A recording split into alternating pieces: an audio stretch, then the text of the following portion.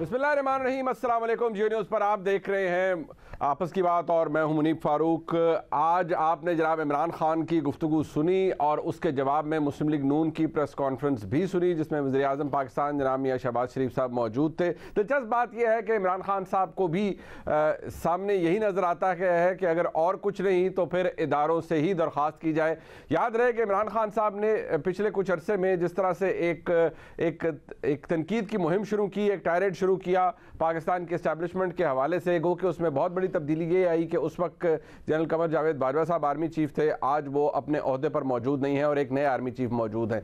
दिलचस्प बात यह है कि जनाब इमरान खान अब ये फरमा रहे हैं कि किसी न किसी तरह ये बावर कराया जाए मुल्क के इदारों को, यानी जनाब जनरल आसिम मुनीर साहब को जो कि chief of the army staff है और चीफ जस्टिस साहब को ये कहा जाए कि खुदारा मुल्क के हालात देखिए और आप किसी न किसी तरह किसी न किसी तरीके से ज़रूर अपना किरदार अदा करें। इमरान खान साहब ने तो ये तक कह दिया कि ताजर बरादरी क्यों चुप है, किसान क्यों एहतजाज नहीं कर रहे, क्योंकि मुल्क तो खुदा न खास्ता डूबता जा रहा है। अब दुरुस्त तशरीह तो ये की जा सकती है कि इमरान खान साहब को जब नज़र आ रहा है it's writing on the wall कि अब उनके लिए वो सहूलत मुयस्सर नहीं है जो पहले हुआ करती थी, तो अपनी तमाम तर मकबूलियत के बावजूद जनाब इमरान खान दोबारा चाहते हैं कि किसी न किसी तरह उनके ताल्लुकात पाकिस्तान की आज की इस्टेब्लिशमेंट से बेहतर हों और वो इस्टेब्लिशमेंट आज के सियासी हालात के अंदर मुदाखलत करे और इमरान खान साहब को वो अहदाफ हासिल करवाए जाएँ जिनका वो इरादा रखते हैं, जिनके लिए वो कोशिश कर रहे हैं पिछले कई महीनों से। यहाँ बातें दिलचस्प हैं, वो इसलिए कि एक तरफ जनाब इमरान खान इदारों से मदद मांग रहे हैं, दूसरी तरफ वो साबिक आर्मी चीफ पर यह इल्ज़ाम लगा रहे हैं कि उन्होंने आज की हुकूमत और उस वक्त की अपोजिशन को हुकूमत में लाके NRO 2 दे दिया। इसमें किस हद तक सदाकत है? जहाँ तक बात इमरान खान साहब के अपने किरदार की है या उनके अपने प्रोफेशनल कॉन्डक्ट की है as a prime minister, as a public office holder, उसके हवाले से जब बात होती है तो इमरान खान फरमाते हैं कि मेरी घड़ी मेरी मर्जी, आपको इससे क्या लेना देना है। साथ ही जनाब इमरान खान ये भी कहते हैं कि मैं बातचीत के लिए भी तैयार हूँ, लेकिन जब वो पैगाम भिजवाते हैं तो उसके बाद अपने सियासी मुखालफीन को लताड़ते भी हैं और उनका कहना यह है कि मेरे सियासी मुखालफीन मुझसे खाइफ हैं क्योंकि अगर आज इलेक्शन हो जाए तो ये पिट जाएंगे। यही तमाम सवालात हैं जो अपने मेहमानों के सामने हम रखेंगे, लेकिन सबसे पहले जनाब इमरान खान आज के इस्टेब्लिशमेंट के सामने, अब उनके नाकदीन ये कहते हैं कि वो अपना CV पेश कर रहे हैं, लेकिन वास्ता दे रहे हैं उन्हें कि आप मुल्क का सोचिए। क्या फरमा रहे हैं जनाब इमरान खान, सुनिएगा। नया आर्मी चीफ आया है, इसको टाइम देना चाहिए। जनरल आसिम की बड़ी तारीफें सुनी है मैंने, हाफिज कुरान है और मैं ये उम्मीद रखता हूँ कि ये अमर बिल मारूफ पे चलेंगे। बहुत जरूरी है कि जो नई रजीम आई है इनको खुदा का वास्ता मुल्क का सोचे। इस वक्त जो भी इस वक्त मुल्क का सोच रहा है वो ये नहीं चाहेगा कि हमारी सबसे बड़ी पार्टी और हमारी एस्टेब्लिशमेंट के अंदर इतना बड़ा फासला हो जाए जो कि जनरल बाजवा के दौर में था। एक कौम और फौज इकट्ठी चलते हैं, अलग-अलग नहीं होते। अब इमरान खान साहब से अगर कोई पूछे कि आप तो ऐसे बिहेव कर रहे हैं जैसे आप आज के आर्मी चीफ और आपके वक्त के, आपके दौर के पहले DGISI जनाब जनरल आसिम मुनीर साहब को जानते ही नहीं, हुजूर आप उन्हें बहुत अच्छी तरह जानते हैं। आप उन्हें कह रहे हैं कि अमर बिल मारूफ पर चले, लेकिन आज एहसन इकबाल साहब ने शायद दुरुस्त कहा कि उस वक्त के DGISI और आज के army chief general Asim Munir साहब ने अमर बिल मारूफ पर चलने की कोशिश की और आपके दौर में आपकी नाक के नीचे होने वाली बेज़ाब्तियों की तरफ निशानदेही की, लेकिन आपने उन्हें उनके ओहदे से अनसेरेमोनियसली हटा दिया। इस सवाल का जवाब तो आप ही दे सकते हैं क्योंकि ये एक ऐसा फैक्ट है जिसको कोई डिनाई नहीं कर सकता। उस वक्त के हालात मामलात ऐसे हैं जो कि पब्लिक नॉलेज में है, ऐसे कोई डिनाई नहीं कर सकता। ना ही इन मालूमात की तरदीद आपकी जानिब से कोई कर सका है, ना ही इस तरह के मामलात की तरदीद कभी ISPR की जानिब से हुई, क्योंकि ये बातें फैक्चुअल हैं और ये बातें उस वक्त के army chief general Qamar Javed Bajwa साहब को भी मालूम थी कि क्या हुआ था। अब जनाब इसहाक डार साहब और शहबाज शरीफ साहब आज की प्रेस कॉन्फ्रेंस के अंदर, मौका है उनका तो वो कैसे जाने दें। जिस तरह इमरान खान साहब ने दुहाई दी है पाकिस्तान के इदारों को, ख़ास तौर पर पाकिस्तान के एस्टैब्लिशमेंट को, उसका जवाब फिर शहबाज शरीफ साहब और इसहाक डार साहब ने दिया। और जो नए सिपहसालार आए हैं, मुझे इंशाअल्लाह अल्लाह ताला के घर उम्मीद है ये सब प्रोफेशनल सोल्जर अपने दायरे में रहते हुए पाकिस्तान की भरपूर खिदमत करेंगे इंशाअल्लाह। ये बात आपने सुनी जनाब प्राइम मिनिस्टर साहब की और इसहाक डार साहब की। अब एक बात ज़रा जहन नशीन कर लीजिए कि जिन लोगों को ये इब्हाम है कि इमरान खान साहब की आज के आर्मी चीफ की तैनाती के हवाले से कभी कोई प्रॉब्लम नहीं था या उनके लिए तो कंसर्न ही नहीं था, वो ज़रा इस डिसइंफॉर्मेशन से बाहर आ जाएं, क्योंकि उनके अपने वज़ीर आला पंजाब जनाब चौधरी परवेज़ इलाही साहब, जो कि पाकिस्तान के इस्टेब्लिशमेंट के बहुत करीब हैं, एक ज़ीरक सियासतदान हैं और उनके पास बहुत सारी इंफॉर्मेशन होती है, जब उनसे इंटरव्यू के अंदर पूछा गया कि इमरान खान साहब की तो चॉइस नहीं है जनरल आसिम मुनीर साहब, तो उसका जवाब जनाब चौधरी परवेज़ इलाही साहब ने क्या दिया।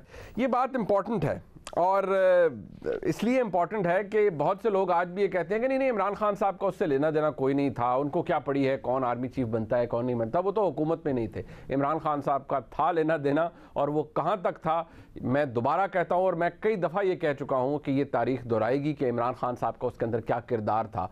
और आज के army chief general Asim Munir साहब को ख़ुद भी मालूम है कि उस किरदार के साथ और कौन कौन से किरदार जुड़े हुए थे और उन्होंने क्या क्या किया। अपने मेहमानों का तारुफ करवाते हैं, क्योंकि मामला घड़ी का भी है, मामला असेंबलियों की तहलील का भी है, पता नहीं मामला जाता किस तरफ है। हमारे साथ मौजूद है जनाब मोहम्मद ज़ुबैर साहब, फॉर्मर गवर्नर हैं सिंध के और पाकिस्तान मुस्लिम लीग नून के तर्जुमान हैं, सीनियर रहनुमा। बहुत शुक्रिया ज़ुबैर साहब आपका। हमारे साथ मौजूद हैं जनाब मंसूर अली खान साहब, मुल्क के मुमताज़ सहाफ़ी हैं, सवा न्यूज़ पर अपना प्राइम टाइम शो करते हैं। बहुत शुक्रिया मंसूर साहब आपका।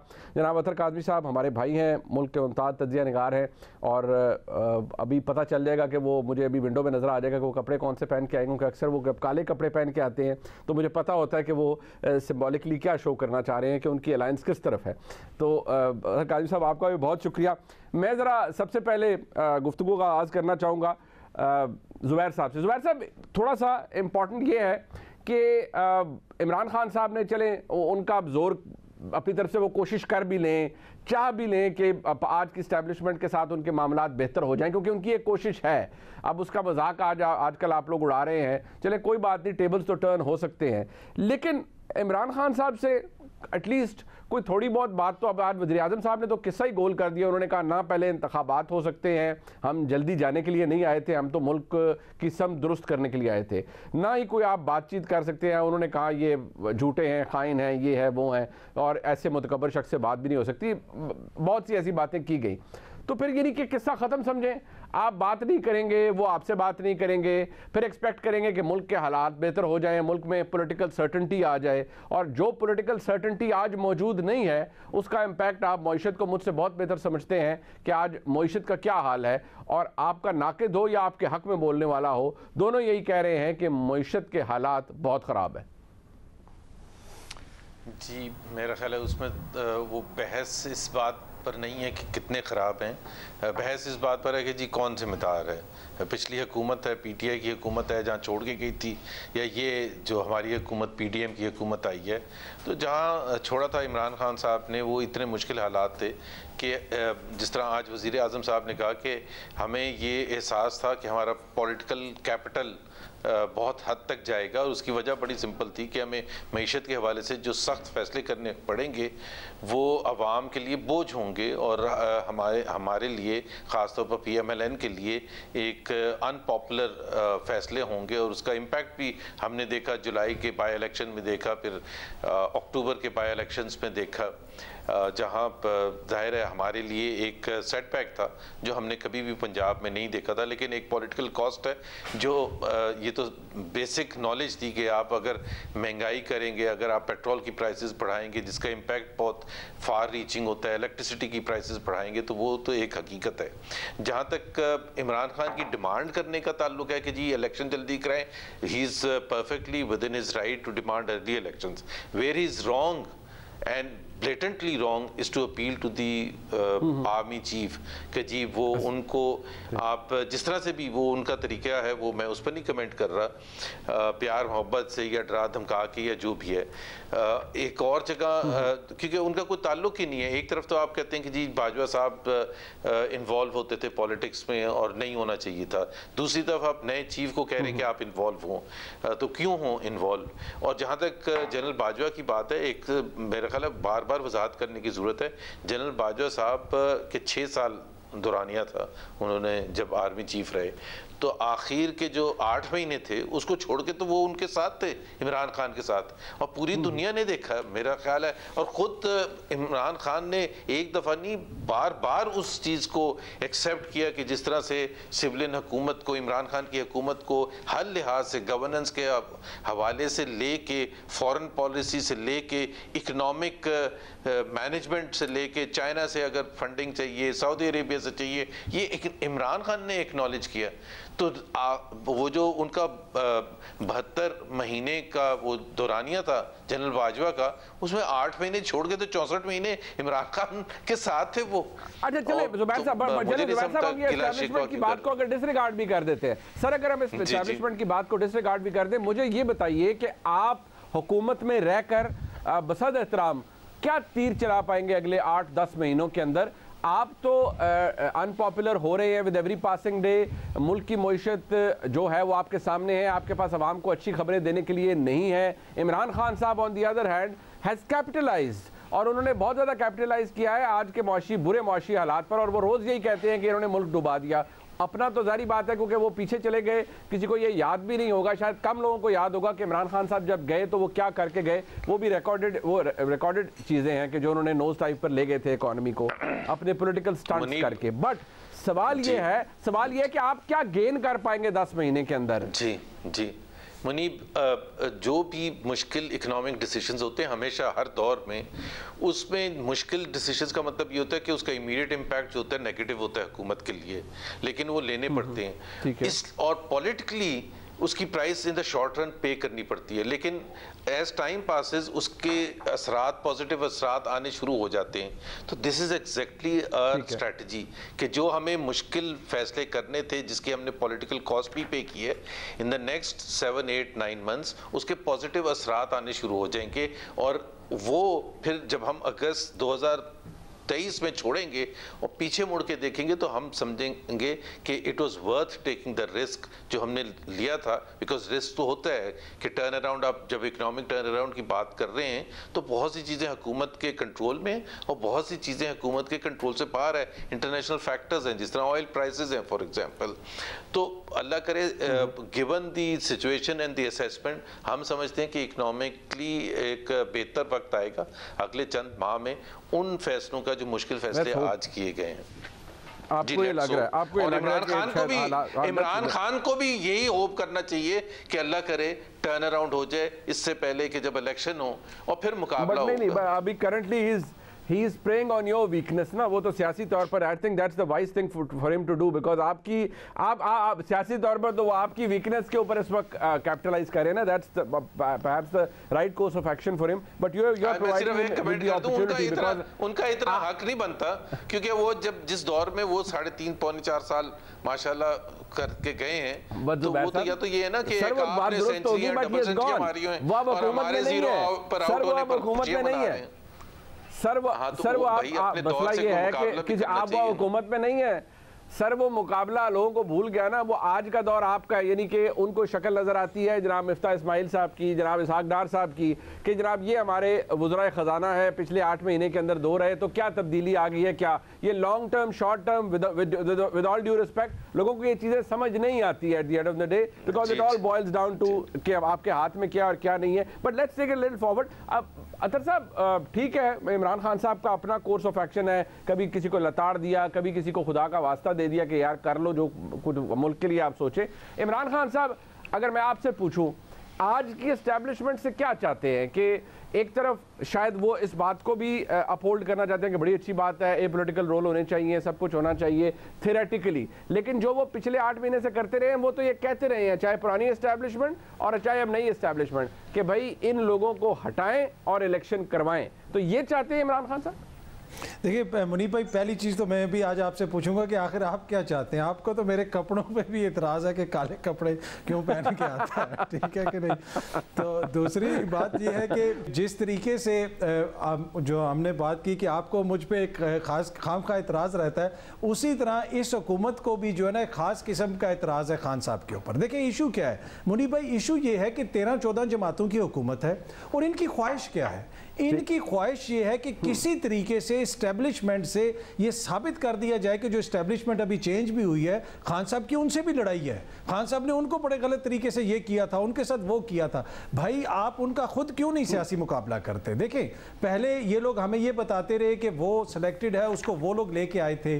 अब जब से ये लोग आए हैं, अब ये कह रहे हैं कि जुबैर साहब ने भी फरमाया कि गुज़िश्ता 6, 7, 8 महीने जब जनरल बाजवा उनके साथ नहीं थे, वो उनके साथ इसलिए नहीं थे कि वो आपके साथ थे, आप उनका प्रोजेक्ट है, वो आपको लेके आ रहे थे इक़्तिदार में। देखें, ये खान साहब का बयानिया है, लेकिन वो इसके ऊपर एम्फसाइज नहीं करते। वो क्या करते हैं, वो कहते हैं कि मेरा इनसे मुकाबला है 13-14 जमातों से और मैंने इनसे इलेक्शन लड़ना है, मैंने इनसे बैलेट बॉक्स के जरिए मुकाबला करना है, एक जो जमहूरी बिल्कुल बड़ा अच्छा मुतालबा है। अब ये सारी जमातें मिल के भी कहती हैं कि खान साहब इससे भी लड़ जाओ, उससे भी लड़ जाओ, पर यार हमसे इलेक्शन मत लड़ना। ये इशू है। जब ये समझ जाएंगे कि हम इंतखाबात की तरफ जा सकते हैं, तब तमाम मामलात आपको ठीक होते हुए नजर आएंगे। बाकी ये है, कोई समझे ना समझे, आजकल के दौर में अवाम बड़ी समझदार है, वो समझ रही है कि ये लोग इलेक्शन से भाग रहे हैं, इसी वजह से ये कहते हैं कि जनाब वो भी मुतालबा गैर आईनी है, ये भी मुतालबा गैर आईनी है। लेकिन इसहाक डार साहब का अतर साहब, अगर मैं पूछ पाऊं अतर भाई कि आपके कहने का मतलब यह है कि इमरान खान साहब पिछली एस्टैब्लिशमेंट से तो लड़े, उन्होंने तो अब खुद कहा ना कि जनरल बाजवा ने हमसे दुश्मनी की और इनको NRO 2 दिया,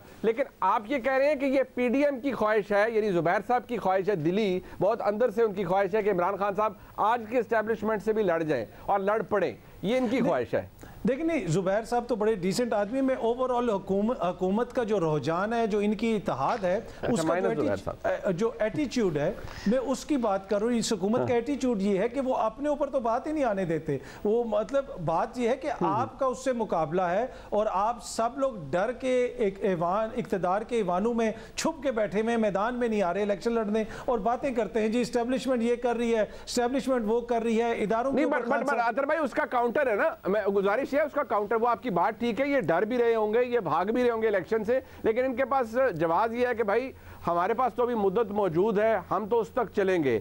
इमरान खान साहब बेशक वो कहते रहे, उनका जायज़ डिमांड है, लेकिन वो पूरी होने के लिए इन पे दबाव नहीं है। इमरान खान साहब जब इदारों को कहते हैं, तो मेरा सवाल भी आपसे ये था कि वो क्या कहते हैं कि भाई आए और इन्हें उतारें और इलेक्शन करवाएं, यही कहते हैं ना? फिर नहीं, वो बेसिकली ये कहते हैं मुनीब भाई कि इनके ऊपर से दस्ते शफकत हटा दें, ये 2 दिन में हुकूमत गिर जाएगी। ये तो अननेचुरल किस्म का अलायंस बनाया हुआ है। अच्छा अननेचुरल किस्म का अलायंस। अब जुबैर साहब का और पीपल्स पार्टी वालों का क्या मतलब आपस में, या जुबैर साहब और मौलाना साहब के ख्यालात एक हैं? ये आपको भी पता है, अननेचुरल किस्म का एक अलायंस बनाया हुआ है, उसमें जो है सबको बैठाया हुआ है। जिस दिन वो पीछे से हट जाएंगे हुकूमत गिर जाएगी। ये खान साहब का बयानिया है। लेकिन सवाल ये है कि जो दस्ते शफकत की आपने बात की, अब दस्ते शफकत तो फिर आपको पता है किसी पर भी हो सकता है। अब वो भी बड़ी अननेचुरल अलायंस थी कि कहाँ PTI, कहाँ MQM, कहाँ GDA और कहाँ मुस्लिम लीग का, वो भी एक अलायंस थी और अननेचुरल अलायंस थी और चल पड़ी। आज देखिए जनाब चौधरी परवेज इलाही साहब पंजाब के वज़ीर आला हैं, लेकिन सवाल ये है कि आज की PDM की हुकूमत, मंसूर साहब आप तो उसके ऊपर अपना एक व्लॉग भी किया था, पहले तो ज़रा ये मुझे बता दें, ये PDM की हुकूमत पर दस्ते शफकत है, मतलब वो ख़ास किस्म का जिसके बारे में इमरान खान साहब बड़े प्राउडली एक ज़माने में कहते थे और उनको कहते थे कि मेरे साथ है एस्टैब्लिशमेंट, सब कुछ है, तो PDM की हुकूमत के ऊपर वो है, इसीलिए ज़रा जुबैर साहब तगड़े होकर बोल रहे हैं। जुबैर साहब तो खैर बिल्कुल भी तगड़े होकर नहीं बोलते, काफ़ी देर से मैं उनका वो तगड़ापन जो है मैं बड़ा मिस करता हूँ, वो काफ़ी देर हो गई वो निकल चुका है। लेकिन दूसरी बात ये कि ये अभी अतर भाई जो है वो ये बता रहे थे कि जी इमरान खान साहब का ये मानना है, इमरान खान साहब ये सोचते हैं। मेरे ख्याल में अतर भाई को और मुझे हमें इस बात की परवाह नहीं करनी चाहिए कि कौन सा सियासतदान क्या सोचता है, हमें खुद बताना चाहिए कि हम क्या सोचते हैं और हमारे पास क्या खबर है। चलें इसके ऊपर बात कर लेते हैं। क्या ये कहा जा सकता है, क्या ये कोई कह सकता है कि हाँ जी जो दस्ते शफकत जो है वो इमरान खान साहब के ऊपर रखा गया 2018 के इलेक्शन से पहले, क्या बिल्कुल वही दस्ते शफकत जो है वो इस हुकूमत के ऊपर भी है, शहबाज शरीफ के ऊपर, आसिफ अली जरदारी के ऊपर बिल्कुल उसी तरह का है? क्योंकि मैं तो आपको मुसद्दिका खबर दे रहा हूँ, ले ले, मैं अगर इसको किसी ने चैलेंज करना तो कर ले, कि जिस एस्टैब्लिशमेंट ने इमरान खान साहब को सपोर्ट किया, जिस एस्टैब्लिशमेंट ने वो जो सेम पेज बना, वो तो कहते हैं अपने मुंह से मानते हैं कि हाँ जी हमने इनको बहुत सपोर्ट किया और इनके लिए क्या क्या कुछ नहीं किया, उसकी पूरी एक लिस्ट है। अगर कहेंगे तो मैं वो भी अतर भाई को जो है वो भेज दूंगा कि जो वो एक्सेप्ट करते हैं हाँ जी हमने किया है। तो मेरे पास तो अभी तक कोई एक्सेप्टेंस नहीं है। एक स्पेकुलेशन है इमरान खान साहब की कि जनाब ये एस्टैब्लिशमेंट जो है वो बड़ा सपोर्ट करती है इस गवर्नमेंट को और जनाब उन्होंने बड़ा कुछ कर दिया है। हमारे पास तो फिलहाल कोई ऐसी खबर नहीं है। ज़्यादा से ज़्यादा सिर्फ यही है कि जनाब ये देखें कि केसेस जो है वो ख़त्म हो गए। दूसरी बात ये, इमरान खान साहब को एक्चुअली जो मुझे फील होता है, इमरान खान साहब को पता है कि वो जिस तरह दो प्यार मोहब्बत करने वालों के दरमियान जब ब्रेकअप होता है ना और उसके बाद वो 3-4 साल के बाद दोबारा आपस में मिलते हैं, बड़ी ऑकवर्ड सिचुएशन होती है। आप नज़रों से नजरें नहीं मिलाते। आपको याद होता है हमारी लड़ाई हुई थी और उसके बाद हमने एक दूसरे के खत भी फाड़ दिए थे, एक दूसरे के मैसेजेस भी डिलीट कर दिए थे, जो तस्वीरें कपड़े में रखी हुई थी वो भी फाड़ दी थी हमने। इमरान खान साहब को पता है it was a very bad breakup और बड़े गंदे तरीके से हुआ था। जनरल बाजवा को बुला के क्या कहा गया था, ईरान की जो है वो एक वजह बताई गई थी जी ईरान के अंदर ये हुआ था, लेकिन हम सब जानते हैं वजह कुछ और थी। और उसके बाद 2 वाकयात और होते हैं जिससे क्लियर कट ये प्रूफ होता है कि मौजूदा आर्मी चीफ का रास्ता रोकने की भरपूर कोशिश की गई। उन्होंने कामरान खान साहब के शो के अंदर बैठ के कह दिया कि जनरल बाजवा तक को आप एक्सटेंशन दे दें। मुझे जनरल बाजवा, वो जनरल बाजवा जिसको आप मीर जाफर मीर सादिक कहते रहे, उसके बाद 29 तारीख को जब रिटायरमेंट हुई तो आपकी पार्टी ने गद्दारी का फतवा लगा दिया उनके ऊपर, ट्रेंड चला दिया उनके खिलाफ। आपको वो जनरल बाजवा कबूल थे अगले इलेक्शन तक, लेकिन आप किसी तरह कोशिश कर रहे थे कि किसी तरह जनरल आसिम मुनीर का रास्ता बीच में से कट जाए, ये आर्मी चीफ ना बन सके। और इसके अलावा जनरल बाजवा की जब मुलाकात हुई, चलें ये भी मैं खबर शेयर कर लेता हूं, जनरल बाजवा की जब आरिफ अलवी साहब के साथ मुलाकात हुई तो आरिफ अलवी साहब ने भी उसके अंदर जो है इन खदशात का इजहार किया था कि जी there is bad blood behind in this relationship. तो किस तरह कोऑर्डिनेशन होगी ये कहा गया जनरल बाजवा को। तो वी ऑल नो कि उन्होंने पूरी कोशिश की है। Now what he is trying to do is, वो कोशिश कर रहे हैं कि किसी तरह जो है खुदा के लिए वो 3-4 साल पहले के जो वाकयात हैं भुला दो, अपनी याददाश्त में से मिटा दो। हमारे दरमियान जो कुछ हुआ था, let's have a fresh start, let's have a new start. असल कहानी ये है बस। और वो कोशिश कर रहे हैं कि किसी तरह मामला तय हो जाए, बिकॉज इसकी वजह ये वो ग्राउंड रियलिटी को जानते हैं। 2018 के इलेक्शन उन्होंने जिस तरह लड़ा है वो जानते हैं ग्राउंड रियलिटी को कि एस्टैब्लिशमेंट अगर आपके खिलाफ हो जाए, क्योंकि उस वक्त नून लीग रिसीविंग एंड के ऊपर थी, अगर एस्टैब्लिशमेंट आपके खिलाफ हो जाए तो वो किस तरह बंदे का पट्टा बिठा के रख देती है। ये बात पाकिस्तान तहरीक इंसाफ को खुद अच्छी तरह पता है। वो खुद कहते हैं मैं रहा हूं हुकूमत में, मुझे पता है एजेंसीज किस तरह काम करती हैं। एक सवाल मैं पूछ लूं, एक चीज में सिर्फ ऐड करना चाहता हूं। मंसूर भाई, मंसूर साहब अगर अदर जी मैं सिर्फ इसमें इतना सा ऐड कर दूं, मंसूर भाई ने कहा कि खान साहब की हुकूमत को एस्टैब्लिशमेंट ने सपोर्ट किया और सारी दुनिया ने देखा। क्या मंसूर भाई ने ये नहीं देखा कि कामरान टसूरी साहब किस तरह आए? क्या मंसूर भाई ने ये नहीं देखा कि बाप पार्टी किस तरह जाके मिली मौजूदा हुकूमत के साथ? और उनके यार अतर भाई क्या कह देना, अतर भाई मुंह से कहे ना, फिर मैं तो कह रहा हूं कह दे ना कि जनरल आसिम मुनीर जो है इस गवर्नमेंट को सपोर्ट कर रहे हैं, वो उनके सर के ऊपर नहीं, एक बात है कि जब ये हुकूमत बनी उस वक्त तो बाजवा साहब थे ना, उस वक्त तो बाजवा साहब थे, जनरल बाजवा साहब थे ना, जिस वक्त तो जनरल बाजवा थे जिनके ऊपर 3 साल से पीडीएम इल्जाम लगाती रही कि वो सेलेक्टर हैं। तो नहीं, आप इल्जाम लगाते हैं तो खुल के लगाए ना। इमरान खान के कंधे पे गोली क्यों चलानी है? नहीं कहें कि जी जनरल बाजवा जो है वो टसूरी को लेकर आया, वो खुल के कहें। अच्छा नहीं, एक बार मैं अगर अतर साहब आप कंप्लीट कर ले, आप कर लें। नहीं, मैं उसमें ये कह रहा हूं कि देखें ना, मैंने जनरल बाजवा को देखा कि वो 1 to 5 के ऊपर कामरान टसूरी को पीछे बैठा के ला रहे थे, ना ही मंसूर भाई ने देखा कि जनरल बाजवा चिंगची पे इमरान खान को लेके आए थे। देखें ये स्पेकुलेशन ही होती है और खबरें ही होती ना, सबूत तो किसी के पास नहीं होता। कोई भी ये नहीं बता सकता कि खबर तो फिर साफ ही होती है ना। मैं खबर कर रहा हूं ना, मैं इस पे स्टैंड कर रहा हूं, मैं स्टैंड कर रहा हूं, मैं कह रहा हूं कि इमरान खान साहब को जनरल बाजवा और उनकी एस्टैब्लिशमेंट लेकर आई थी। मैं स्टैंड कर रहा हूं इस खबर के ऊपर। आपके पास जुबैर साहब को भी जुबैर साहब को भी इंक्लूड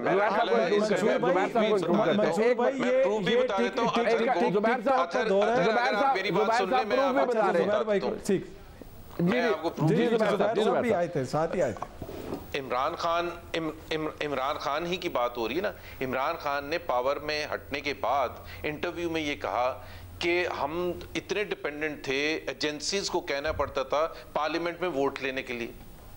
मतलब इससे ज्यादा और क्या एडमिशन हो सकती है? इससे ज्यादा और क्या प्रूफ हो सकता है कि वो how much he relied and he did not से एक दफा उन्होंने कहा हमारी हुकूमत इतनी अनस्टेबल थी कि इवन जब हमें पार्लियामेंट में वोट लेना होता था तो हम एजेंसीज को कहते थे, इवन अगर एजेंसीज, और पूरी की पूरी उन्होंने आउटसोर्सिंग की हुई थी एजेंसीज को और एस्टेब्लिशमेंट को पॉलिटिकल मैटर्स को रन करने के लिए। चाहे उसमें दबाव डालना था जुडिशरी पर, चाहे उसमें दबाव डालना था ब्यूरोक्रेसी पर, चाहे उसमें दबाव डालना था ऑपोजिशन पर, सबके लिए वो इस्तेमाल कर रहे थे और खुल के इस्तेमाल कर रहे थे। एक फिर इसका फ्लिप साइड भी है ना सर, इसका फ्लिप साइड ये है कि इमरान खान साहब कहते हैं कि भाई आपके ऊपर, आपको NRO-2 जनरल बाजवा साहब ने दिलवाया, वो 1100 अरब रुपए के केस माफ हुए, मेरा ख्याल है उसका भी मैं प्रूफ दे रहा था, उनके ख्याल में मैं प्रूफ जी सुन ले, मैं प्रूफ अपने दे रहा था ना कि बाजवा साहब किस तरफ थे। वो कहते हैं ना, अब इनके अपने कोलिशन पार्टनर है ना, very very important chief minister Punjab, उससे ज्यादा तो बड़ा कोई भी नहीं है ना इनके साथ, इमरान खान के साथ। उन्होंने क्या कहा है, उनके बेटे ने क्या कहा है, रिपीटेडली कहा है कि जी बाजवा साहब ने इनको कहा, परवेज इलाही साहब को, मोनिस इलाही वगैरह को, कि आप इमरान खान का साथ दें। मतलब एक अपने ऐसे ही है, ये तो रिकॉर्ड के ऊपर एक एडमिशन करके बता रहा है हम कॉन्स्पिरेसी थ्योरीज में जा रहे हैं जी, वो शायद ये इस हुकूमत को सपोर्ट कर रहे हो। भाई यहाँ तो क्लियर कट इमरान खान जवाब दे देना। इमरान खान ने बाय द वे उसके बाद जो जवाब दिया है उसमें उन्होंने चैलेंज नहीं किया परवेज इलाही को, उन्होंने ये कहा कि जी हाँ हो सकता है उनको कहा, और दूसरे धड़े को कहा होगा पीडीएम के साथ चले जाए। उन्होंने कहा मोहम्मद साहब का even Imran Khan but both sides. Sir बात ये है ना कि आज इमरान खान साहब ये कहते हैं कि बाजवा साहब ने आपको हुकूमत में लेकर आए, उनके साथ दुश्मनी की, आपको NRO-2 दिलवाया, उसको भी मैं करेक्ट कर दूं, सॉरी उसको भी करेक्ट कर दूं। इमरान खान ने कहा चले मान लेते हैं कि ये बाजवा साहब ने नहीं निकाला इनको, ये कहा उन्होंने, लेकिन इनको क्यों लेके आए हैं भाई? वोट ऑफ नो कॉन्फिडेंस में एक ट्रेजरी बेंचेस को डिफीट होगी तो ऑपोजिशन ही लेगी ना उसकी जगह, उसमें बाजवा साहब के सिलेक्ट करेंगे, अर्जेंटीना से पॉलिटिशियंस बुला के बिठाते। सर चले let's take it a little forward. मुझे एक ब्रेक लेनी है यहाँ पर, जब ब्रेक से वापस आएंगे मैं अपने मेहमानों से एक और अहम मामला डिस्कस करूंगा, उसका ताल्लुक पाकिस्तान की सियासत से है। घड़ी बदलते हुए घड़ियां बदल जाती है। ब्रेक के बाद बात आती है।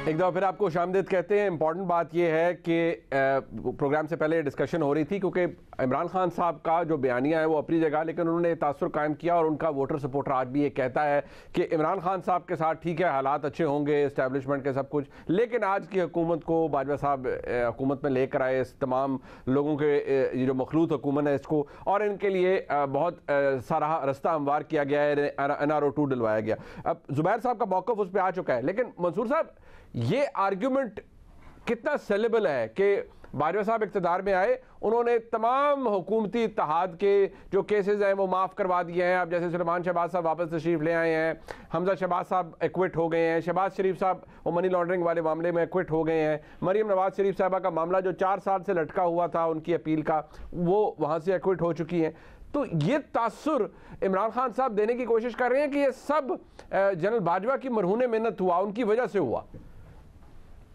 बात यह है कि हम लोग ना जर्नलिस्ट हैं और हम लोग अपने एनालिसिस जो होते हैं वो प्रूफ के बगैर और फैक्ट्स के बगैर नहीं बना सकते। सियासतदान तो हमेशा तासुरों की ही बात करते हैं और जनाब हमें ये तासुर मिलता है, हमें इस बात का तासुर मिलता है, ये जो केसेस माफ हो गए ये इस तरह हो गए। हमें तो ये भी कहा गया था, हमें तो यही तासुर मिलता था, इमरान खान साहब जब हुकूमत में थे तो हमें ये बताया जाता था नैब आज़ाद इदारा है, नैब का हमारे ऊपर कोई असर रसूख नहीं है, नैब खुद इंडिपेंडेंटली फंक्शन करता है। आज इमरान खान साहब कहते हैं जी नहीं, नैब जो है वो तो एस्टैब्लिशमेंट के अंडर था। हमें आज जाके बात पता लगी है।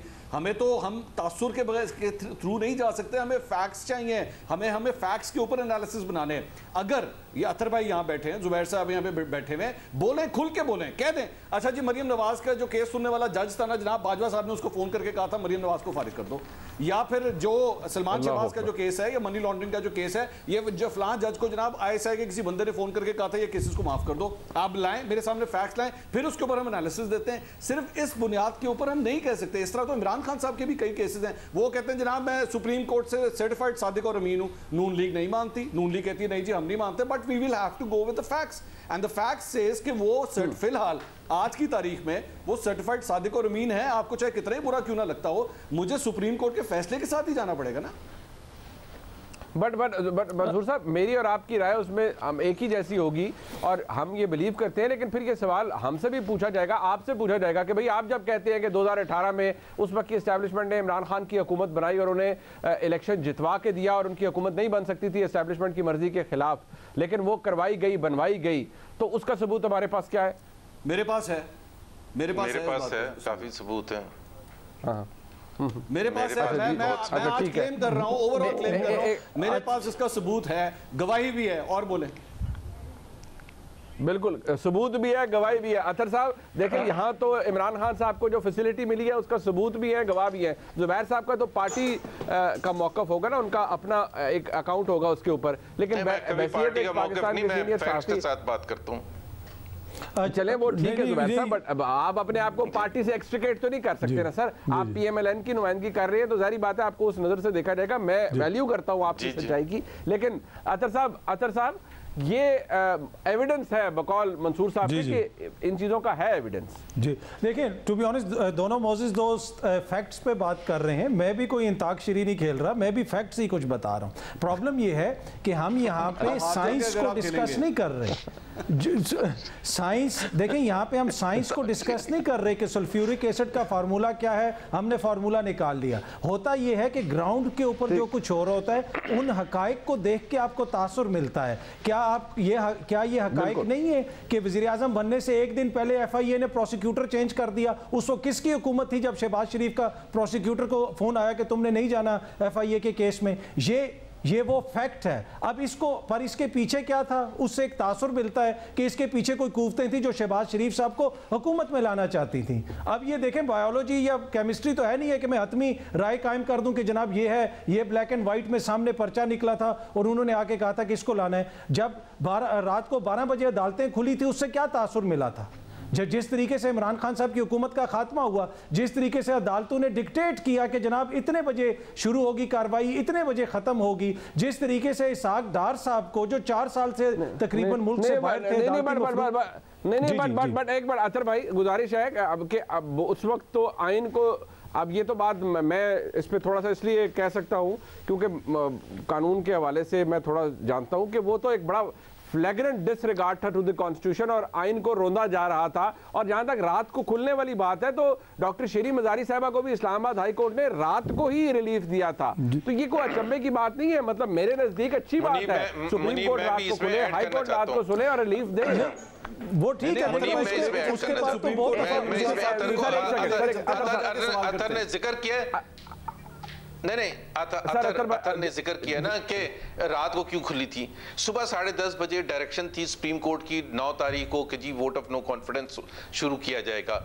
असद कैसर साहब आते हैं और वो आके ऐलान करते हैं कि मैं सुप्रीम कोर्ट की जो गाइडलाइंस है मनोमन उसको इम्प्लीमेंट करूंगा आज की तारीख में, और फिर दे देते हैं माइक शाह महमूद कुरैशी को और डिलेइंग टैक्टिक्स। रात के 10:30 बज जाते हैं।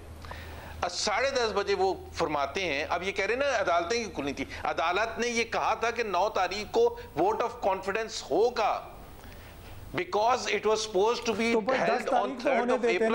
ये सारी लीगल इश्यूज को बाईपास करके जुर्म तो पहले सरजद होने देते ना, कॉन्ट्रैक्ट होने देते, इतनी क्या जल्दी थी? एक सेकंड, जब वो रात तक नहीं करवा रहे थे उसमें कोई शक था कि वो उन्होंने नहीं करवानी थी ना। फिर उन्होंने ऐलान किया कि मैं 22 साल तक इनका साथ दिया इमरान खान का, मैं वोट ऑफ नो कॉन्फिडेंस नहीं करवाऊंगा। ये 10:30 बजे ऐलान कर रहे, सुबह 10:30 बजे कर देते, सुबह 10:30 बजे कर देते। अच्छा ठीक है, हमें राइट नहीं है कि हम अदालत का दरवाजा खटखटाए जाके की बात हो जाए, फिर मंसूर साहब के पास आऊंगा। मैं छोटी सी अपनी बात कंप्लीट कर लूं। हकायक क्या देखे हमने? हकायक ये देखे कि उस दिन रात को ब्लैक लिस्ट के अंदर लोगों का नाम डाला गया, नो फ्लाइंग लिस्ट में लोगों का नाम डाला गया, उसको किसी की भी हुकूमत नहीं थी और उससे ये तासुर मिला कि कुछ कुव्वतें शहबाज शरीफ साहब को लाना चाहती हैं। फिर हमने फैक्ट ये देखा कि एक बलोचिस्तान से मोजेस मेंबर खड़ा हुआ इस हुकूमत का इत्तेहादी पार्लियामेंट के अंदर, उसने कहा कि जनाब हमारा कोई काम नहीं हो रहा था, हमने शहबाज शरीफ साहब को भी बताया, फिर एहसन इकबाल साहब नहीं मान रहे थे, फिर जिन लोगों के फोन आते हैं उनसे हमने फोन करवाया तो हमारा काम हो गया। फिर उसके बाद जो कुछ होता रहा, ये वो सारे फैक्ट्स हैं जिनको देख के ये तासुर मिलता है कि ये प्रोजेक्ट है, प्रोजेक्ट शहबाज शरीफ। और जब प्रोजेक्ट कोई लॉन्च किया जाता है उसके ऊपर अवामी रद्द-ए-अमल आता है। इसी वजह से प्रोजेक्ट वाले जो हैं वो अवाम के पास नहीं जाना चाहते, पर जिसको ये प्रोजेक्ट कह रहे हैं वो कह रहे हैं अवाम के पास चले जाओ।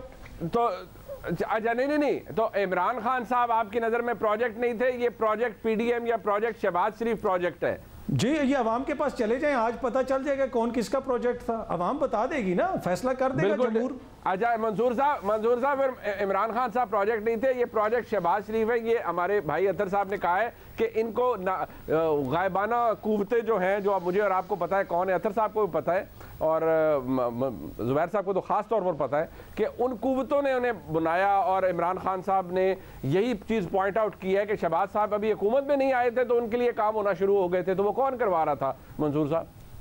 मुनीब भाई, हकीकत पता है क्या है? Let me allow me to say this. हम लोग आवाम के साथ ना झूठ बोलते हैं फ्रैंकली स्पीकिंग, क्योंकि हम उनको बताते नहीं हैं कि यहाँ पे चाहे शहबाज शरीफ हो, चाहे इमरान खान हो, चाहे यहाँ पे कई एंकर पर्सनस हो, यहाँ पे कई बड़े बड़े नाम सहाफ़ियों के अंदर हो, वो प्रोजेक्ट्स ही होते हैं, उनको प्रोजेक्ट्स ही माना करें। और ये जब फैसले हो जाते हैं कि ये प्रोजेक्ट अब चलना है तो वो फिर उस प्रोजेक्ट को कामयाबी करवाया जाता है, और जब वो फेल होने लगता है तो फिर ये फैसला किया जाता है कि अब अगले प्रोजेक्ट की तरफ जाना है। और यहाँ पे ये भी हकीकत है कि चाहे यहाँ के सियासतदान हो, चाहे यहाँ के सहाफ़ी हो, वो खुद भी प्रोजेक्ट बनने के लिए अपने सीवीज लेके तैयार खड़े होते हैं कि जी हम हाजिर हैं, हमें आप अपना अगला प्रोजेक्ट बनाएं। ये गलत बात है, मत झूठ बोले आवाम से, माने इस बात को। अगर आपको शहबाज शरीफ एक प्रोजेक्ट नजर आता है तो फिर साथ ये भी कहें कि हाँ इमरान खान भी एक प्रोजेक्ट था, हाँ आज मुस्लिम काफ भी एक प्रोजेक्ट है, हाँ एमक्यूएम भी एक प्रोजेक्ट है, जिस तसोरी के ऊपर मैं उंगली उठा रहा हूं वो भी एक प्रोजेक्ट है, बाप भी एक प्रोजेक्ट है, जीडीए भी एक प्रोजेक्ट है। माने इस बात को कि ये सारे प्रोजेक्ट्स हैं। इस तरह मत करेंगे सिर्फ एक बंदे के बारे में ये कहते कि नहीं जनाब इसके लिए तो मुझे सारी चीजें नजर आती हैं लेकिन बाकियों के लिए। मेरा इमरान खान जो है ना वो तो इतना प्यारा है, उसको तो कभी कुछ हुआ ही नहीं, वो तो कभी पाल पोस के उसको तैयार ही नहीं किया सियासी तौर पर, वो कभी लाडला रहा ही नहीं। बट एक बात मंसूर साहब, वो बार-बार वो ये कह रहे हैं कि अगर प्रोजेक्ट है इमरान खान तो फिर आवाम क्यों निकले इमरान खान के लिए? वो कहते हैं सिर्फ एक बंदे को कहा जा रहा है, मुसलसल एक बंदे को कहा जा रहा है, असली प्रोजेक्ट्स का कोई जिक्र नहीं कर रहा। हाँ, नहीं, दूसरी बात यह है कि जहां तक सहाफियों का ताल्लुक है मैं किसी और की बात नहीं कर सकता, लेकिन जो मैं सही समझता हूं वो करूंगा। कभी भी किसी का प्रोजेक्ट के तौर पे ना किसी की प्रोजेक्शन होगी ना किसी और की बात होगी, जो मैं सही समझता हूं वो कहता हूं। बहुत अच्छी बात है, कोई भी नहीं, मेरे ख्याल में कोई भी जी शोर आदमी ये नहीं कह रहा। मैं अतर भाई आपकी बड़ी रिस्पेक्ट है, मैं आपके ऊपर कोई बात नहीं कर रहा, लेकिन मेरा ये कह अवाम का जहां तक बात है ना, अवाम की सपोर्ट भी क्रिएट की जाती है, अवाम की सपोर्ट क्रिएट की जाती है। 2011 से लेकर आज तक इमरान खान साहब की सपोर्ट क्रिएट की गई है। आप जानते हैं 5th जनरेशन वॉरफेयर क्या चीज थी, वो किस लिए इस्तेमाल होता था, सहाफियों को क्यों टारगेट किया जाता था, मैं एक और जवाब दे दूं, जो पॉलिटिशियन से क्यों उनको टारगेट किया जाता था। जुबैर साहब यू कैन, ठीक है जी जी जी जुबैर साहब आप इसमें क्या करना चाहेंगे? Because I have to go to the घड़ी वाला मामला है। क्यों नहीं ये प्रोजेक्ट वाली बात होगी? 13 जमातों के लिए प्रोजेक्ट वाली बात है ना। सर आप भी प्रोजेक्ट है, सर आप भी प्रोजेक्ट है, आप भी प्रोजेक्ट शहबाज शरीफ का हिस्सा। अगर मैं प्रोजेक्ट होता ना तो मैं कोई बेनिफिशियरी भी नजर आता। मैं यहाँ कराची में ना बैठा होता, मैं इस्लामाबाद में या गवर्नर हाउस कराची में बैठा होता अगर मैं प्रोजेक्ट का हिस्सा होता। Please I have sacrifice enough, तो I am very proud of that. यानी कि जिनको ऑर्डर मिले कम से कम मेरे पर आप नहीं इल्जाम लगा सकते कि जब प्रोजेक्ट बन रहा था तो मैं भी उसका हिस्सा होता ना। और वो बनवा भी कौन रहे थे? जनरल बाजवा और मोहम्मद जुबैर जो वापस लेने के लिए तैयार हो। सर आप ये सर आपके कहने का मतलब ये है कि जिनको ऑर्डर मिले, सर जिनको ऑर्डर मिले वो प्रोजेक्ट का हिस्सा है, ये फिर आप माने जिनको ऑर्डर मिले वो प्रोजेक्ट का हिस्सा है। मैं ये नहीं कह रहा, मैं ये कह रहा हूँ मैं तो अपनी गवाही दे सकता हूँ ना, और वो सच्चाई सबके सामने है। मैं एक चीज जो बात कर रहा था, जो प्रोजेक्ट की हम बात कर रहे हैं, और मंसूर आई थिंक बहुत हद तक दुरुस्त बात कर रहे थे। देखें एक होता है स्केल, होता है डिग्री ऑफ द प्रोजेक्ट, कि जी उसको इमरान खान को किस तरह से, कहाँ से। इमरान खान 1996 में पॉलिटिक्स में आए थे ना, 97 के इलेक्शंस में वाइप आउट हो गए थे, 2002 के इलेक्शंस में वाइप आउट हो गए थे। सो एक सीट मिली थी, वो भी उनके जनरल मुशर्रफ साहब की वजह से। 2008 में जब उन्होंने बॉयकॉट का ऐलान किया था तो पाकिस्तान की सियासत में किसी ने हलचल नहीं मचाई थी कि यार इतनी बड़ी पार्टी तो होगी नहीं, no one was. So what happened in 2011, what happened? और उसकी गवाही परवेज इलाही साहब ने खुद दी है एक इंटरव्यू में कि चौधरी शुजात ने जनरल क्यानी से इतराज किया कि क्यों लीग के लोग जनरल पाशा साहब तोड़ के लेके जा रहे हैं पीटीआई में। ये खुद गवाही दी है इनके अलाए ने, और फिर उसके बाद सबने देखा 2+2 होते देखा है। और उसके बाद हम ये सिर्फ बात कर रहे हैं कि वो जो ब्लेटेंट इंटरफेरेंस और जिस तरह से उनको लॉन्च किया गया और जिस तरह से एक रोमांस क्रिएट किया गया अबाउट इमरान खान के how he is going to deliver, और 14 का धरना is an evidence in front of everyone else what had PMLN done in 1 year कि जी 4 सीटों की वजह, जी मेरी 4 सीटें खोल दे भाई, आप क्या नवाब के बच्चे हैं? JUIF की क्यों ना खोलें 2 सीटें, पीपल्स पार्टी की 4 सीटें क्यों ना खोलें, मैंगल साहब की 2 सीटें क्यों ना खोलें? मतलब खोलने का क्या मतलब होता है? There is a process, but उन्होंने वो तूफान बर्पा किया। इमरान खान साहब सर बच्चर इसको थोड़ा इसको अगर हम ये भी ऐड कर दें कि इमरान खान साहब जैसे आज घड़ी का मामला है, वो कहते हैं इनको मेरे खिलाफ कुछ मिला ही नहीं है, मेरी घड़ी थी उसके पीछे पड़ गए हैं, और वो कहते हैं मेरी घड़ी मेरी मर्जी, मैंने पैसे दे के ली, कानून के मुताबिक ली, आपको क्या तकलीफ है? जो मिला उसका आपको क्या तकलीफ है?